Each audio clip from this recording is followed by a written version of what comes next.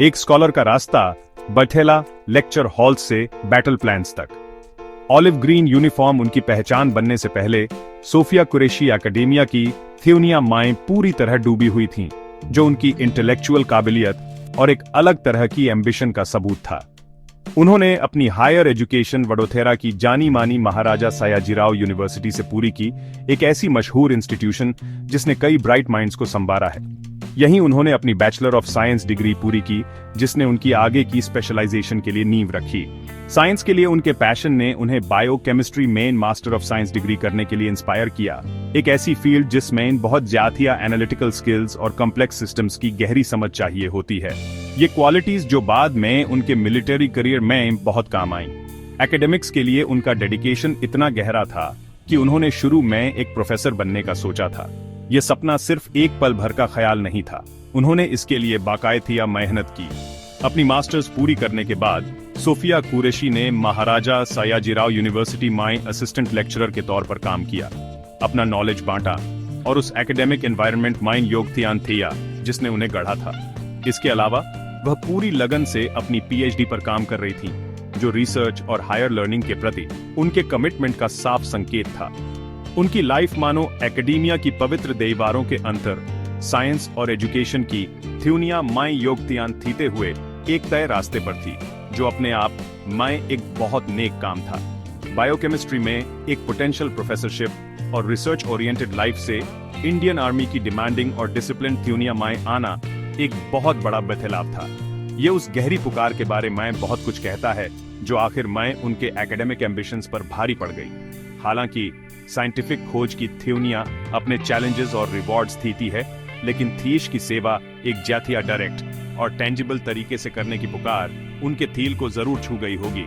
शायद उनके परिवार की मिलिट्री सर्विस की लेगेसी ने इसे और हवा दी होगी, जो भले ही उस वक्त शांत थी पर थी बहुत डेम्थियर। यह फैसला प्रायोरिटीज में एक गहरे बदलाव को दिखाता है। लैबोरेटरी और लेक्चर हॉल को आर्मी लाइफ की अनप्रेडिक्टेबिलिटी और सख्ती के लिए छोड़ने की रजामंदी। यह सोचना बहुत फैसिनेटिंग है कि वो कौन सा पल या कौन सी घटनाएं थीं जिनकी वजह से उन्होंने लाइफ बिथेलने वाला यह फैसला लिया। एक प्रॉमिसिंग एकेडमिक करियर को पीछे छोड़ना, खासकर तब जब कोई पहले से ही असिस्टेंट लेक्चरर हो और डॉक्टरेट कर रहा हो, कोई हल्का फैसला नहीं होता।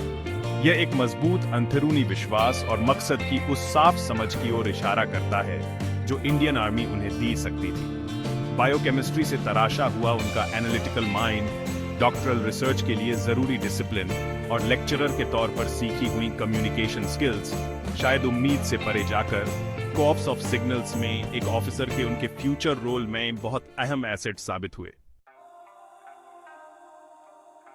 सेक्शन 9 हिम्मत से लिखी एक विरासत, कर्नल सोफिया कुरैशी का कभी ना मिटने वाला प्रभाव। कर्नल सोफिया कुरैशी का सफर वडोदरा के एकेडमिक हॉल से लेकर नेशनल सिक्योरिटी कम्युनिकेशन में सबसे आगे तक सिर्फ एक पर्सनल सक्सेस स्टोरी से कहीं ज्यादा है। ये एक ऐसी कहानी है जो इंडियन आर्मी के बिथलते चेहरे और क्रिटिकल रोल्स में महिलाओं की बढ़ती इंपॉर्टेंस को दिखाती है।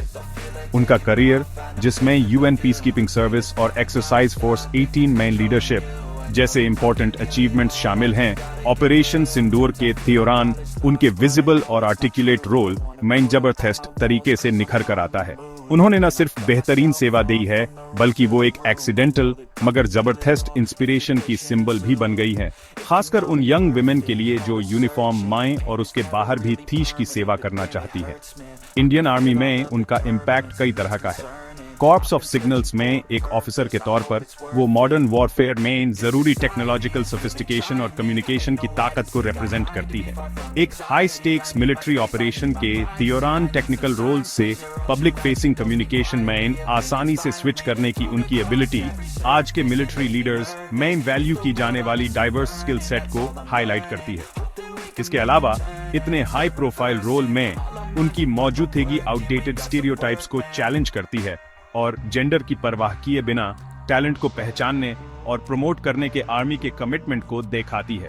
वो इस बात का सबूत है कि महिलाएं सिर्फ पार्टिसिपेट ही नहीं कर रही, बल्कि इंपॉर्टेंट सपोर्ट आर्म्स में आगे बढ़कर लीड कर रही हैं। कर्नल कुरैशी की कहानी इसलिए भी खास असर डालती है क्योंकि ये डेडिकेशन, कड़ी मेहनत और पुरानी सोच को तोड़ने वाले रास्ते को हाईलाइट करती है।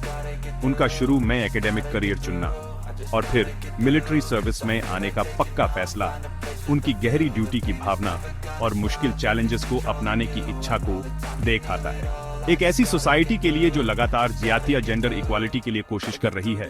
कर्नल कुरैशी जैसी हस्तियां प्रोग्रेस का पक्का सबूत देती हैं और पावरफुल रोल मॉडल्स का काम करती हैं।